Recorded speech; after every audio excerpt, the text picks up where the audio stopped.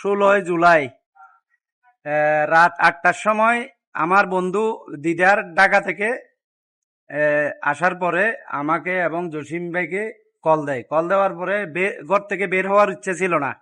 ঘরে বসে বসে আবু সাইদের ওই গুলি খাওয়ার দৃশ্যগুলো দেখতেছিলাম। হঠাৎ করে দিদার জোর করার পরে ঘর থেকে বের হয়ে আমি আর জসিম ভাই দিদার এই হোটেল গ্র্যান্ড পতেঙ্গে বসে চা খাওয়ার মুহূর্তে হঠাৎ করে অতর্কিতভাবে পতেঙ্গা থানার পুলিশ এসে আমাদেরকে ঘিরে ফেলে। ঘিরার পরে আমাদেরকে কোনো কিছু বলার সুযোগ না দিয়ে, কোনো কথার কর্ণপাত না করে আমাদেরকে পতেঙ্গা থানায় নিয়ে যায়।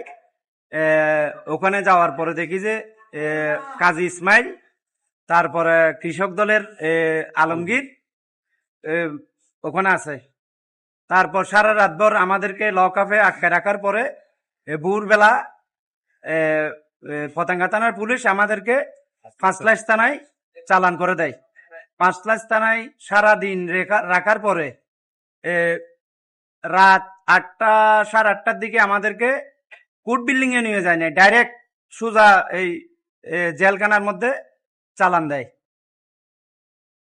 চালান দেওয়ার পরে আমাদের কেসের নথিতে জানতে পারি আমরা মুরাদপুরের সংগঠিত ত্রিপল মার্ডার মামলার আসামি।